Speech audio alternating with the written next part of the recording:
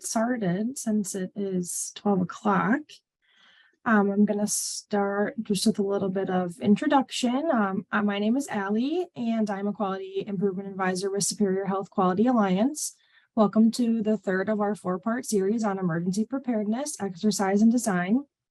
I will be facilitating today's call along with my Superior Health colleagues, Mike Bittner, Christy Fable, Katie Pashota, and Tony Kettner, along with Penny Clary as well. Before I introduce our speakers for today's call, I'm just going to go over a few housekeeping items. We will be posting the slide deck several times in the chat for your convenience. Feel free to also add questions to the chat as you think of them. We will answer those at the end of the call. There will also be an opportunity to ask some live questions at the end of the call as well. This series will be recorded and will be posted to our Superior Health YouTube channel in about 2 weeks. This will allow you and your team to access the recordings on demand when that's convenient for you. We will post an evaluation link at the end of today's call. We would really appreciate if you would take a few minutes to complete that for us. We use those evaluations to improve our calls and determine if there are other topics you might find helpful. And so at this time, I'm going to introduce our speakers who are back with us again today, Brian Kazmarski and Amy Woolman-Nesset. Welcome, Amy and Brian. Thanks for being here. Thank you. Amy and I are just going to jump right into things. If you want to go ahead to the next slide, Amy, I think they know, I hope they know us by now, but hopefully what we want to accomplish, what we want you folks to leave with today are the objectives that you're seeing on the screen. We're going to talk about some of the important documents that we think are going to be beneficial for you. If you recall in that toolkit that we showed you, that HC toolkit, there are hundreds and hundreds of templates, tools, and resources. And the reality is you sift through all of them and there's going to be 4 or 5 that are really going to be your go-to documents. And we'll dive deeper into those today. We'll talk about some key positions within an exercise that really need to be there and have a good understanding of how exercises flow, that being the facilitator, the safety officer, and the controller. Not that there aren't other positions that are important, but we will highlight those.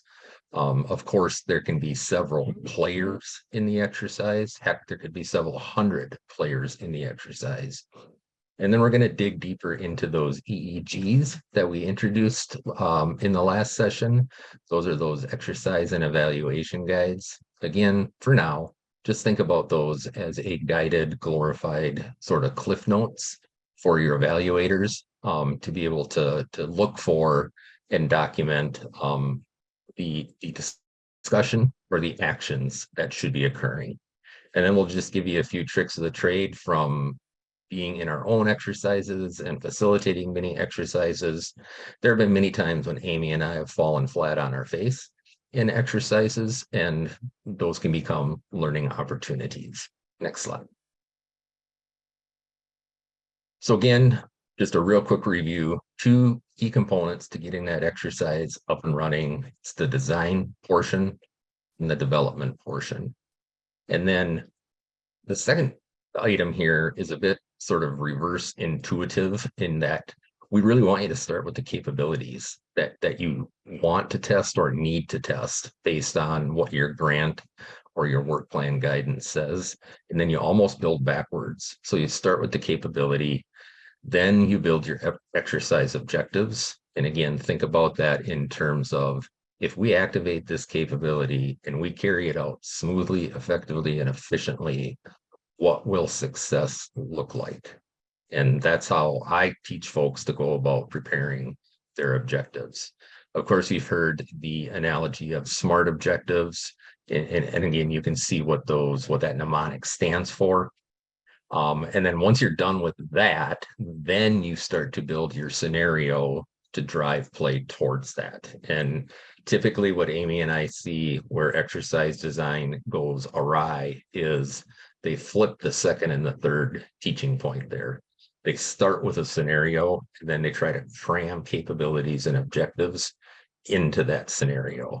So just a refresher there, a reminder that we have found it to be more efficient to start with the capability and work your way backwards. Next slide. So again, I'm going to apologize that my camera is not working. I was at a meeting out of my area, so I'm borrowing a room, and it may be a little echoey in here as well. And my computer doesn't think my camera's here. So anyway, so let's go over some of the documents that we want you then to develop to be ready to actually conduct your exercise. So again, these documents are things that need to be put together prior to the exercise, and often they are shared with select individuals before the exercise, so they have an opportunity to have the materials ready for when the exercise takes place. The first is to choose what incident command, or hospital incident command system, or nursing home incident command system forms you want to use in the exercise. And why is this important? It's important because we know in real events that documentation is key. You may need documentation for insurance purposes. You may need it to collect any potential reimbursable expenses for liability protection, and just to track what happened, and then to be able to evaluate and learn from what happened in a real event.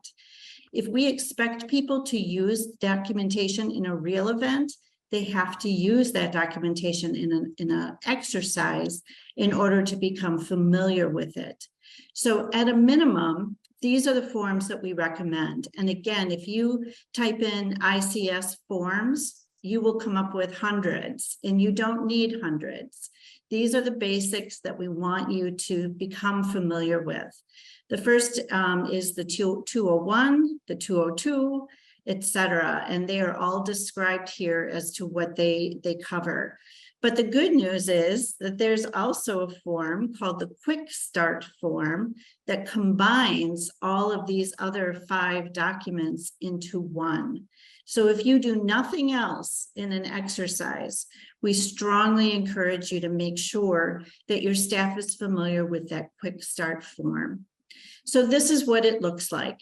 Again, it's combining these forms that we had listed before.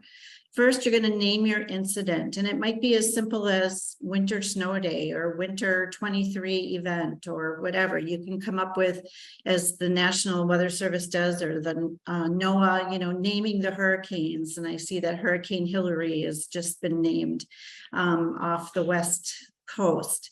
But you want to name your incident. You want to make sure that you're keeping track of your operational periods. And again, if you're starting, you obviously start when you open your incident command, or when you first become notified of the event, or when you start taking actions.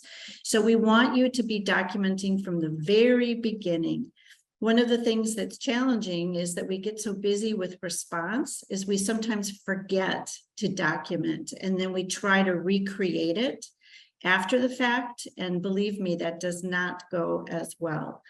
So who's doing this documentation? Pick a scribe, pick someone who is good at listening, and their sole purpose, their sole role is to write down what actions are taking place, what phone calls have been made, what phone calls have been received, etc. There's a place for the situation summary, what's happening in this particular operational period.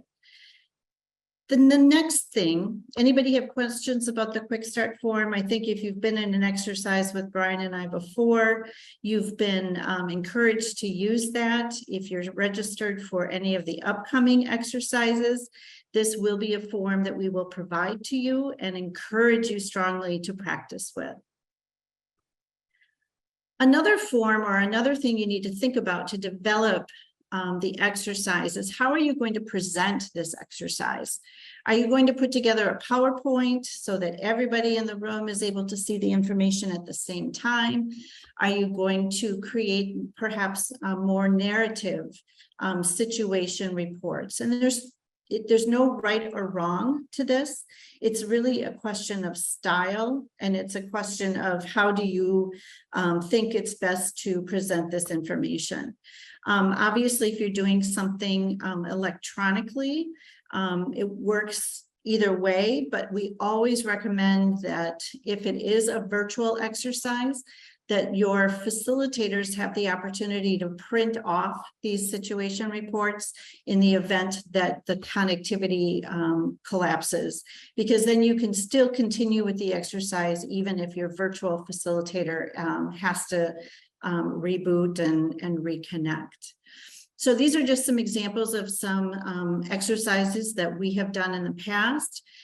One is in a PowerPoint presentation, and we just, presented the situation reports through the slides. The other is by more of a narrative with questions and things like that. It's completely up to you. The other one that I think is kind of an interesting thing. This is a tool that is actually in the HCEP toolkit, and it creates a document that, think of a dinner placemat. And this is just another creative way of putting together the exercise information so that it's all in one place. Each individual player has the opportunity to have this information at their seat, and then the facilitator can guide them through the exercise as they go. So again, one of the things I want to emphasize is that all of these HCEP templates are templates only, and you are encouraged to customize, change things that don't make sense, add things that make more sense. Don't feel that you absolutely have to work within this template. You can throw out the whole thing and start over. That's the gift of this HCEP toolkit. And believe me, we have done that many, many times. The next question is, how are you going to do this exercise? The facilitator, if it's more structured, has a very strong role and a lot of control in the exercise. And what I mean by that is the facilitator may have already scripted some questions that are really intended to guide discussion through the situation reports. So instead of just providing, okay, it's Monday morning at 8 o'clock in the morning and this big bad event just happened, they then say, these are things that we want you to think about. And those questions are guiding you towards, again, those capabilities that we're trying to test. The other option is to say a less structured format where you do provide the scenario, but then you stop and you don't say, these are the things we want you to think about. You just let the group and the players go wherever they choose to go with that scenario. The downside of that, or I should say the plus side of that, is that it may be more realistic to a real event, because in a real event, you're not going to have that facilitator pointing you in the right direction, right? But the facilitator must also be ready to redirect, because sometimes the players will go completely down a rabbit hole that has nothing to do with the capabilities that you've designed.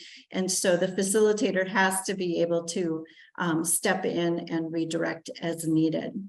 The structured exercise flow works really great when you have inexperienced teams who just may not know where to start, because the facilitator then can really give them a place to jump off of.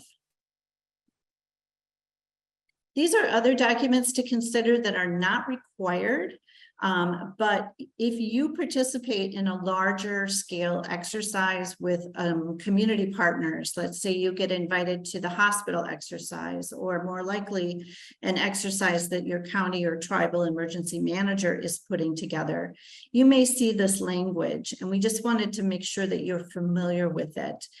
Basically, the bigger the exercise, the more complicated the documentation. So for example, in a functional or full-scale exercise, you're often going to see these kinds of documents.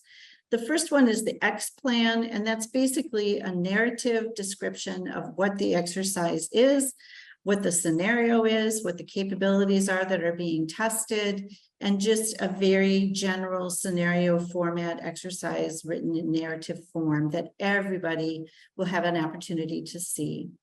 The SITMAN, the situation manual, is more targeted towards those trusted agents. So those people within your facility who are in the know, so to speak, of what this exercise is all about.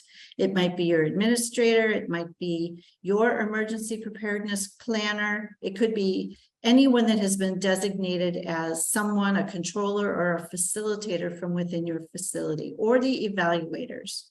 And the purpose of the SITMAN is it gives just a deeper dive into those details of the exercise. It includes a timeline, how quickly we're going to move through this exercise in this scenario, and just provides a fuller picture of what to expect. And then the last one, and this is really used only in the largest exercises, is what's called a MESL, or the Master Scenario Exercise List. And again, this is targeted for those exercise controllers and evaluators.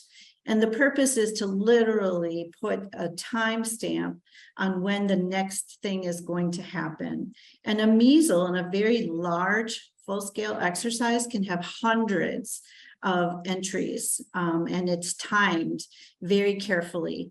And I'm going to show you an example of that here. So this is an example of a MESL where it says, you know, this is the exercise time.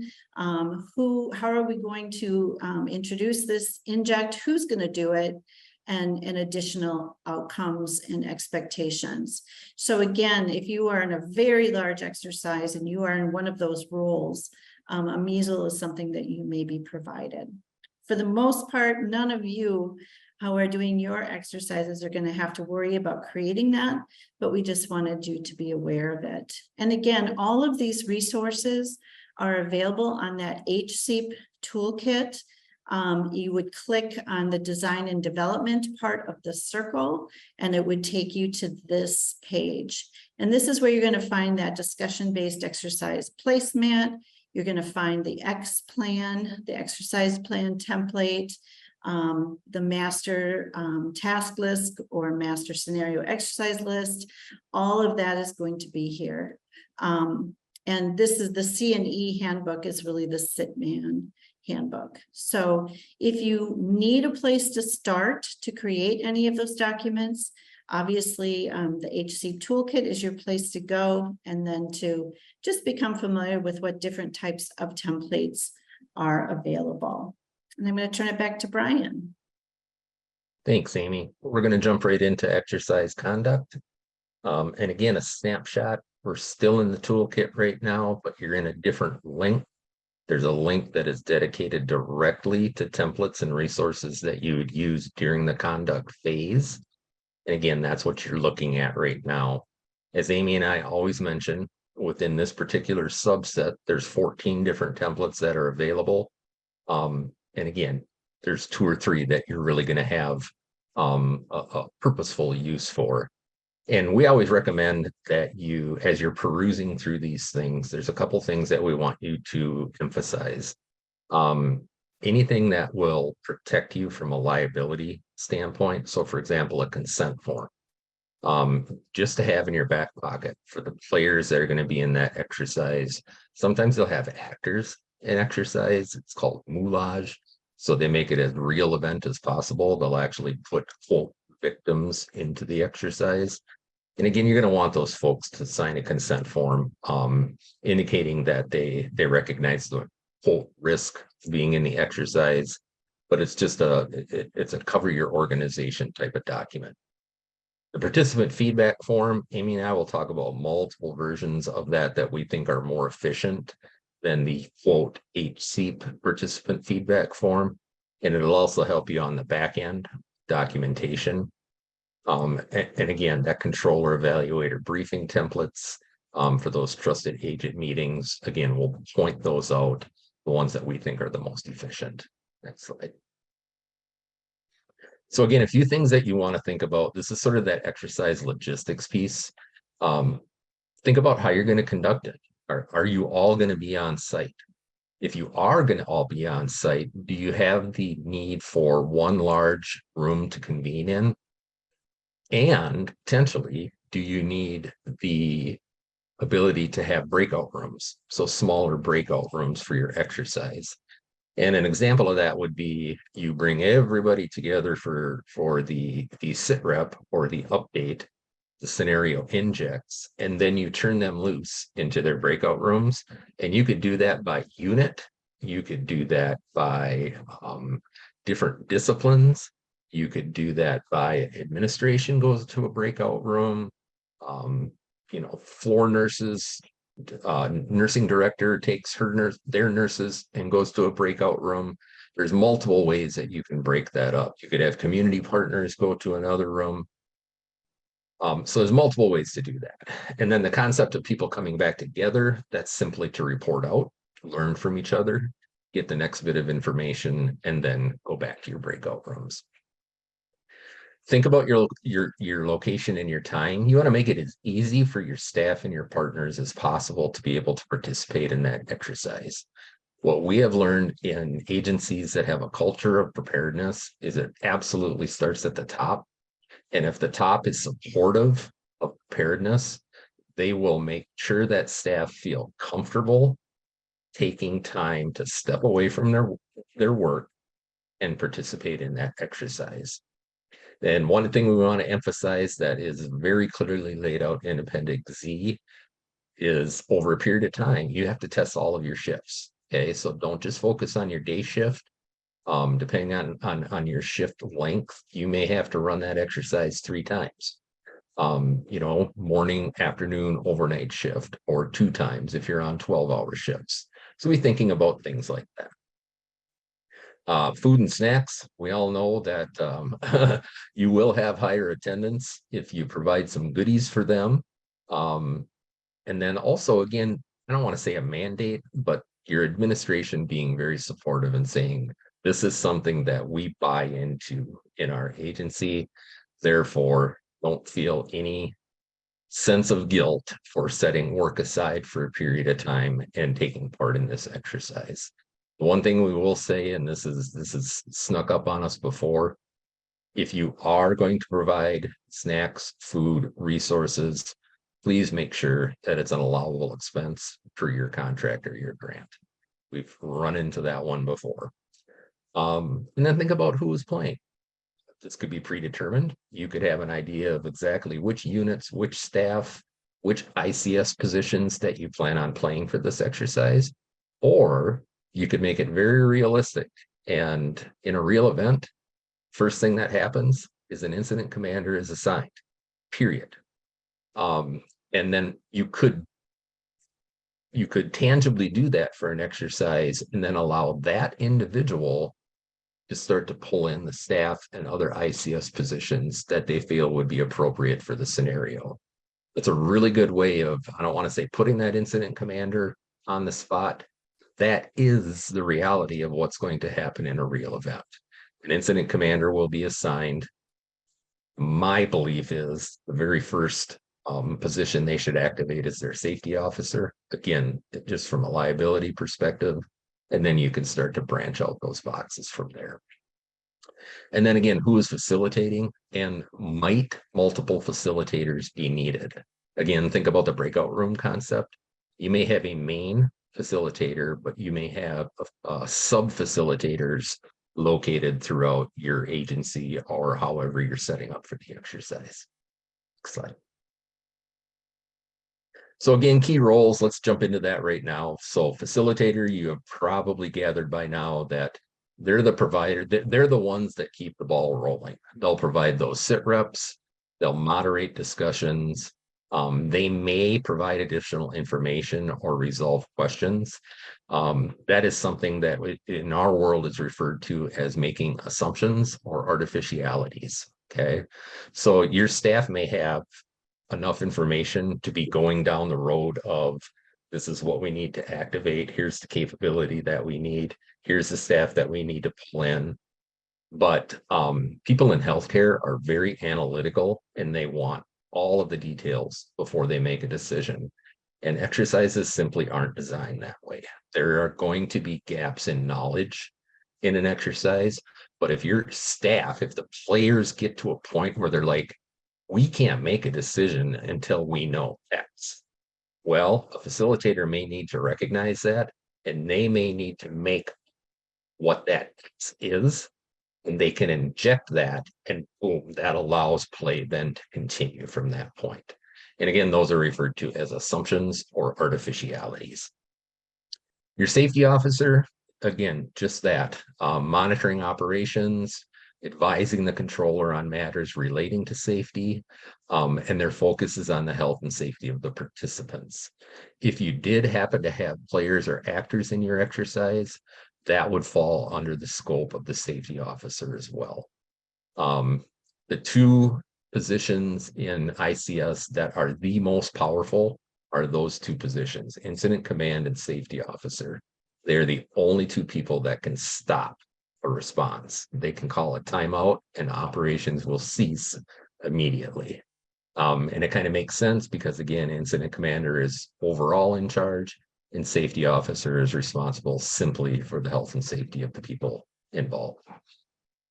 And then we have the controller, again, continuity of the scenario, maintaining safety and security in conjunction with those other positions. They will provide that direction and control. They'll monitor the sequence of events. Go, oops, we missed 2 or 3 injects. We need to make sure we plug those in. And responsible for exercise safety within their span of control. And again, we all know that bodies aren't necessarily at a premium in the world of healthcare today. Incident command, ideally, you want a body in each activated box or ICS position.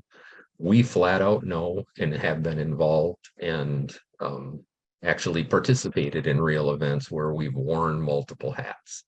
And that is acceptable within incident command, but the concept of wearing multiple hats is a tad misleading.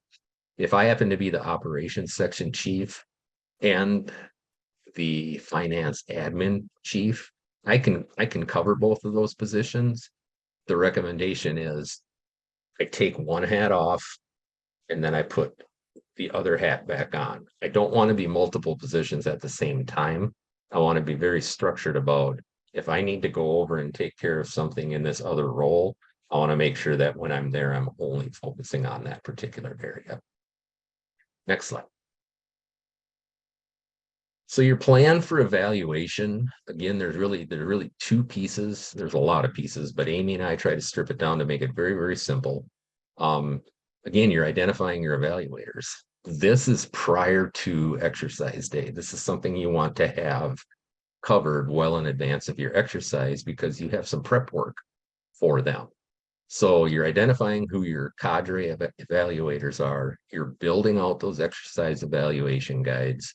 And a week or 2 is our recommendation. You're going to conduct that evaluator briefing. Amy and I usually call it a trusted agent meeting. It's sort of the, we're the moles on the inside of the agency. We know the details of the exercise, but we're not making everybody privy to those details. So that's the evaluator piece. And then all of the materials for after the end of the exercise or real event. And we'll really jump into those in our last session when we get into after action reports, improvement plans, and implementing corrective actions. But some of the ones that we want you to be thinking about in advance, again, is that participant feedback form. Again, in the world of HCEP, there's a document for that. You fill it out pen and paper like everything else. Amy and I have found out that SurveyMonkey or equivalent type tools work really, really well for participant feedback forms. We actually get a higher response rate. And the nice part about those types of systems is when you run your reports, you have the ability to create that narrative that comes out of the participant feedback form into some nice visuals, graphs, charts, pie charts, things like that. And what Amy and I typically do is we will simply embed that information into the overall after action report. Now you have a very concise, easy to read, easy to understand document. You're going to want to identify who is responsible for the after action report. I would say a general rule is Typically, your person that is tagged with the responsibility of emergency preparedness is likely the one that's going to draw the short straw for writing that after action report. Another thing that I would recommend is if you have somebody on staff that is just a really good, I don't want to say creative writer, but they're eloquent with their writing, they're articulate with their writing, leverage that skill. They may not know a whole lot about emergency response. They may not even know a whole lot about the exercise itself. But if you can take that skill set of critical writing, and marry that with the person that has experience with emergency response, that's a good 1-2 punch for knocking out an after action report. And again, that person or that team, they're responsible for gathering all of those forms from your evaluators. There could be several, and then massaging that information into your improvement plan and your after action report templates. Next slide, Amy. So why do we have evaluators? So, as soon as we hear evaluators, it's like, oh, we're being graded on something, we're being watched. Big Brother is looking. The reality is, yes, they are. They are not looking at individuals. They are looking at systems. They are looking at plans. They are looking at protocols. Typically, they're not players in an exercise. Their sole purpose is to try to portray a picture of what they are seeing or what they are hearing. And Amy and I have been evaluators for many, many exercises. And to be honest with you, what happens, because play tends to flow very, very, very quickly in an exercise, is we are really writing down just little snippets of information, capturing little pieces of information. And at the end of the exercise, we will go back and we will formalize that. We will clean up our notes and we will make them more formal so that when we turn it into the agency, it's very articulate and ready to be transferred into the after action report. Evaluators are given advance notice of what to be looking for, and that is in the form of the EEGs. The EEGs identify what should be occurring during the exercise. So as an evaluator, I have the ability to peek ahead and say, all right, in a couple minutes here, they should be either doing this or they should be discussing this. And that's what I'm watching for.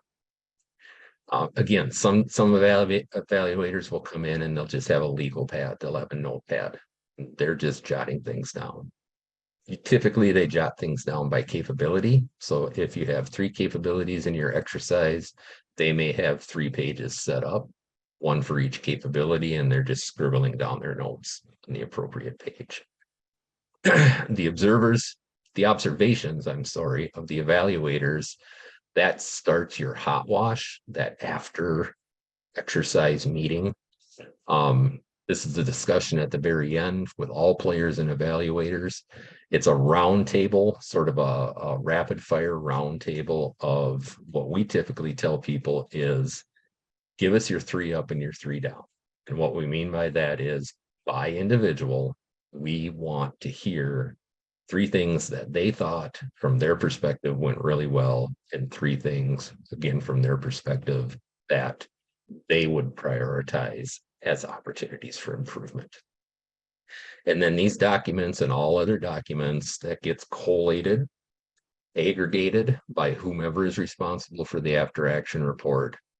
And by massaging that information, putting it into common buckets, again, it usually goes by capability.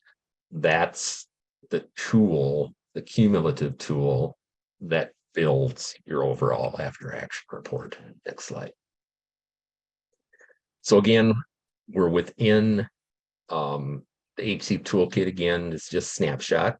There's a specific link for exercise evaluation guides, and there are a lot of them. They're usually broken down by sort of the phases of emergency response. So you can see, I know the print is small there, but there's prevention templates. There's, I think is that protection, mitigation, response. But all of those are there, and they are, again, in Word format, and feel free to tweak those babies to meet your needs. Next slide. So this is an example, kind of a really busy slide here of what that EEG may look like. It always allows you to put the exercise name, the date, the jurisdiction or organization, and then there's always a blank where you can put your objective in there. A lot of times it'll have to talk about the core capability. So this one was pre-built for, was pre-built for logistics and supply chain management. So it sort of says what that particular capability is. And then you can put in, here it's using the language of target 1, target 2, target 3. In our world, those are activities. And then you can see the critical tasks that are lined up underneath that. And again, we call those tactics. So again, understand that there's that terminology that may be confusing, but they all essentially mean the same thing. Next slide.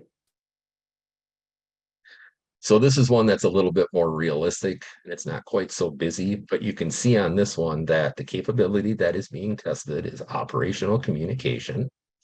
You can see the very first activity pointing to it there, and then you can see the tactics that go right underneath that particular activity. And for this one, they're actually testing 2 activities under the capability of operational communications. And again, you may be thinking, where do we pull this information from? Some EEGs will already be pre-built, but again, that's looking at things from a national perspective. HCEP was built around a national model framework. More realistically and more hopefully, you are taking information out of your own emergency response plans and you are plugging it into this format. So if your operational communications plan is well written, well constructed, you are simply plugging and playing the information directly out of your plans. Next slide. So who should be an evaluator? Well,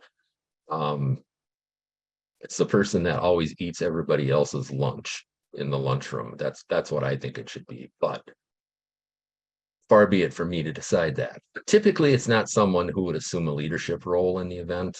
That person needs to focus on their role in the exercise. But it really can be anybody that's just good at reading the room, good at recognizing what is happening, and is meticulous in their note taking. You know, those make good skill sets of an evaluator. So anyone who can listen, observe, and take good notes.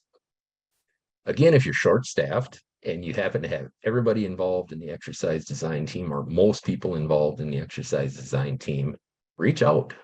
Reach outside your 4 walls. Invite someone from a sister facility or a neighboring facility. Get local jurisdictional partners involved. Emergency managers get invited to exercises all the time. They're very good at what they do, and they are very comfortable in most of the roles involved in an exercise.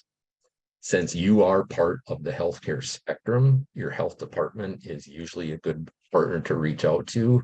And again, they have the experience in this. They've gone through this for many years. They would be a very good entity to reach out to. And then you can see that we've identified fire, EMS, your healthcare coalition coordinators. If I had to defer to Amy right now, she has been invited to a lot of exercises and in multiple roles. And then lastly, again, luxury of having enough people and resources. If you can have an evaluator for each capability that you're testing, that is the ideal situation. Next slide. So the trusted agent meeting, again, sometimes called the controller evaluator briefing. We mentioned typically it's best to hold that 1 to 2 weeks prior to the exercise. We feel that gives those people enough information, enough time to prep, but not so much time that it kind of fades away and they don't exactly remember again what the details of the meeting were. It helps all of your key people, the people that are really going to make sure that the exercise is successful. It gets them all on the same page. And they need to understand that when they go back to their agency, that information is held close to the vest. Okay. And trust us, if staff know that an exercise is upcoming and they know who the evaluator, our controller is, they will try to pull information from you because they want to know what to expect and they want to be as successful as they possibly can in the exercise. So just be aware of that dynamic that likely will happen. And lastly, it provides those people an opportunity to ask and answer questions that they may have. And where that typically comes in the most beneficial is in those agencies that Amy mentioned are the least experienced in this process, those that just simply haven't had the opportunity to go through this cycle as often as some other disciplines that are out there and have been doing this for 20 years. Next slide. So the communication during an exercise, we want you to think about that. Typically, you will go with normal primary communication. So whatever you would be using and communicating during a real event, that is typically what you would use during an exercise. And unless you throw in an assumption or an artificiality, you could say right at the beginning of an exercise, primary communications are down. And that's gonna scramble your players to say, oh boy, we know we need to communicate during this exercise, but our primaries are down. What are our redundant communication systems in place? And we better get a crash course or a just-in-time training on how to use those.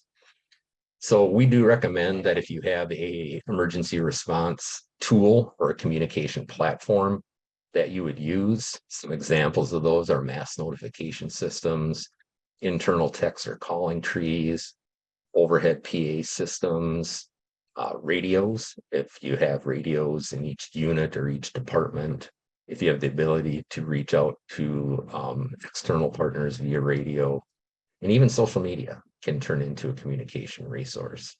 As I mentioned, typically you'll use your primaries until the exercise tells you that you no longer have access to those primaries, and then you need to get a little bit more creative. We do always stress, begin and end each of your communications with this is a drill. So it's hello, this is Operations Section Chief. This is a drill.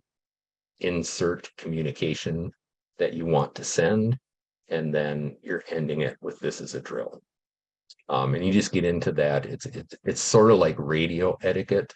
It seems intuitive to talk on a radio, but there's actually etiquette that's involved in that. And sometimes that can stress people out because they're not naturally used to talking that way. We all know, guaranteed, you could plan for communication between now and the start of your next exercise. It's still going to be the capability that is going to fail the most.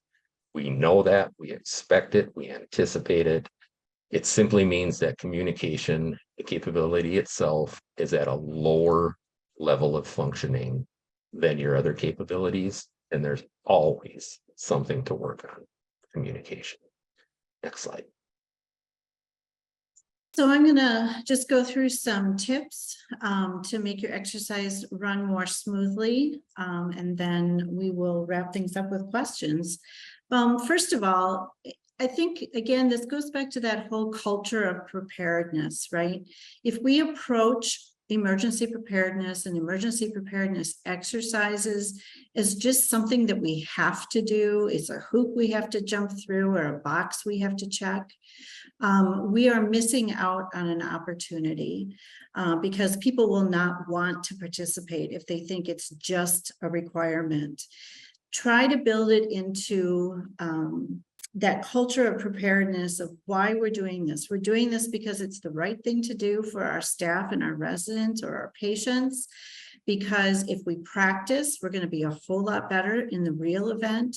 And so make it as fun and as engaging, and approach it with that attitude as opposed to we have to do this, so let's just get it done.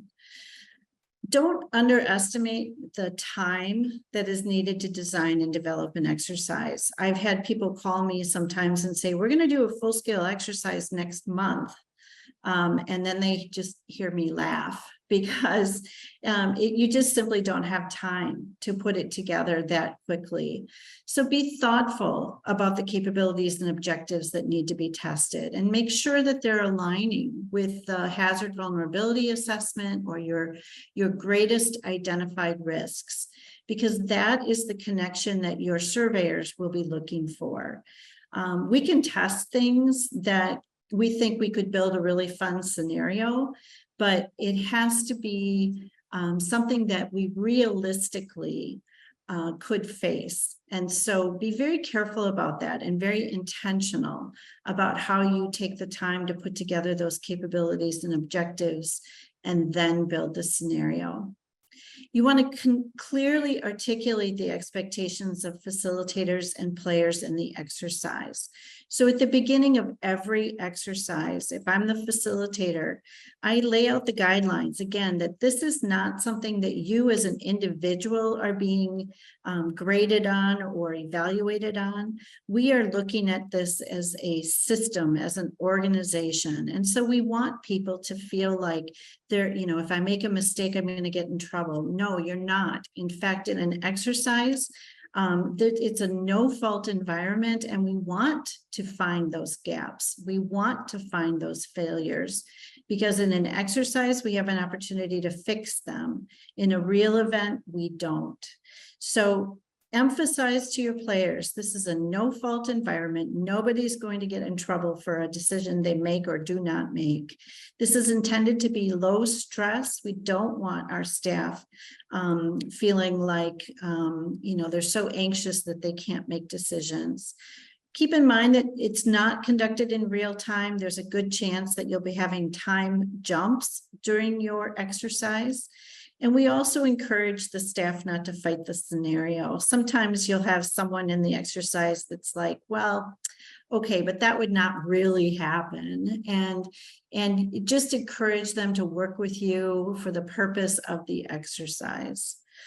And of course, if any real emergency does take place during the exercise timeframe, that takes priority.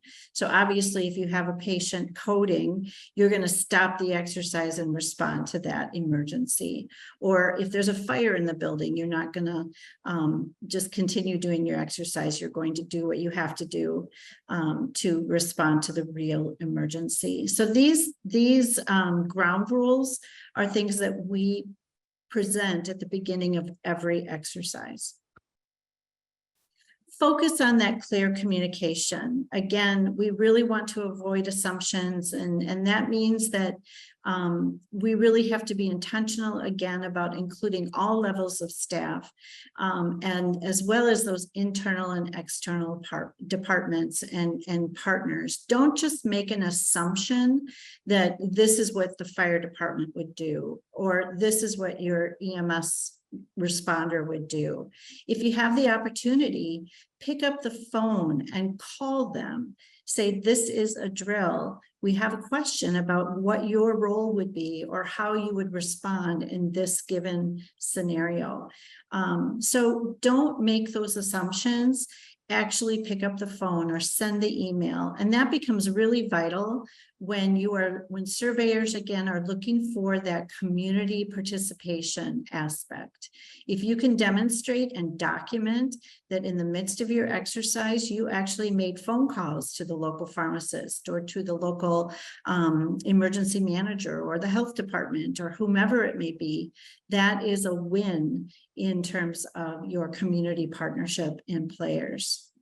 It's always acceptable to take that time out during the exercise. If you're a facilitator and controller and realize that you've lost the group, they're down a rabbit hole that you don't think they'll ever come back from, take a time out and redirect so that the exercise can be beneficial for everybody. Make sure you prioritize that exercise time and make it possible for staff to engage.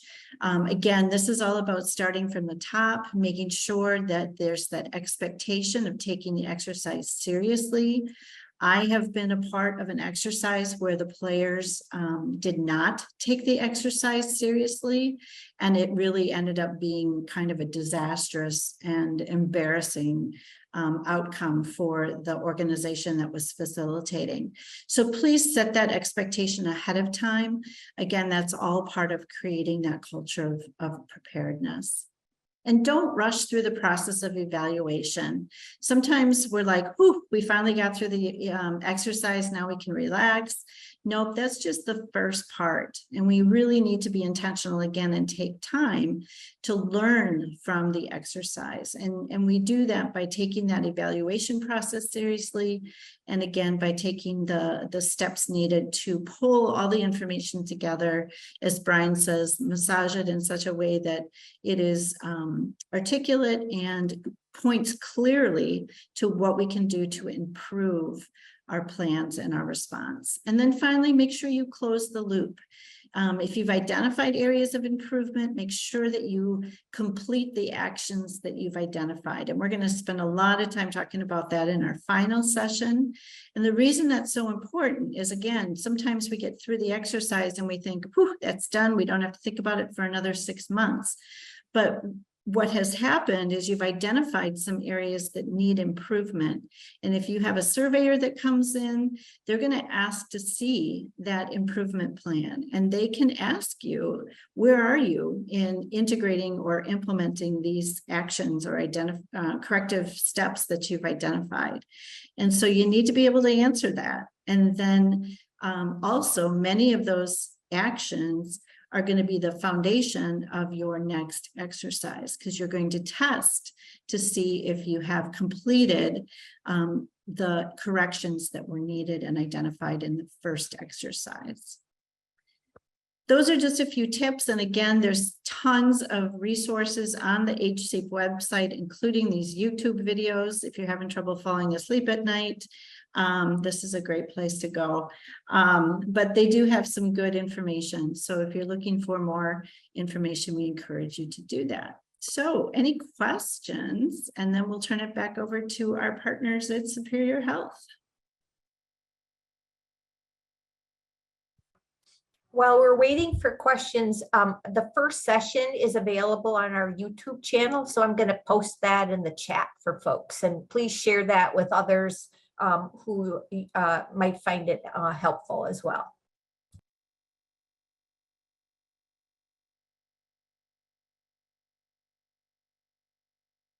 And I'm not seeing any questions in the chat right away here.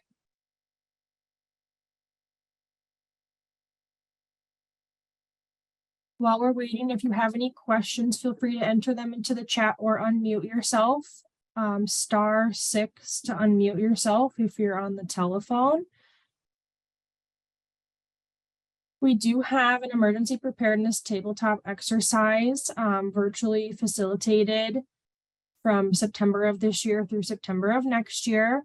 It meets the CMS requirements for full-scale community-based exercises. It tests the functional elements of your emergency preparedness plan, and it'll complete a required documentation and receive an after-action report from Optima EP. To register, you can click on the link in the slides.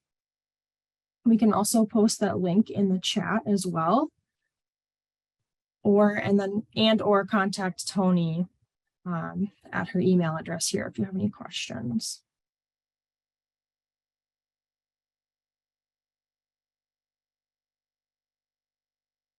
And Amy and Brian, maybe I know just from the documentation I've seen for both the trusted agent and the tabletop, people will actually be able to get to see some of this happening, you know, live during the virtually facilitated exercise, because many of the documents you've referenced we're going to be using. So it'll be a nice way to kind of, if you've watched this and then you participate, you know, it'll really help kind of make more sense and actually demonstrate it, you know, to you. So I think that'll be really helpful.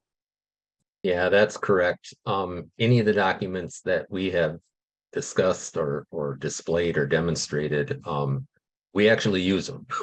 So we do use those specific documents during the exercise. You'll have a chance to see them, touch them, and practice with them. And I just want to make it clear, we're not doing one exercise that lasts a year. We are doing multiple exercises throughout the year. It will be the same exercise, so we encourage you only to register once within that year to make sure we can share the love with all of our partners. But yeah, we really encourage you to do this. This really is at no cost to you, thanks to Superior Health, and well worth it, in my opinion, to help knock off one of your required exercises and to create that culture of preparedness within your organization. Yes, for sure. That's great. Well, thank you again, Amy and Brian, for being here with us today. My colleague Katie has listed the link for the tabletop exercises in the chat, as well as our evaluation link, if you would take a moment to review that. Thank you all for joining us today. Our next webinar will be next week, August 24th.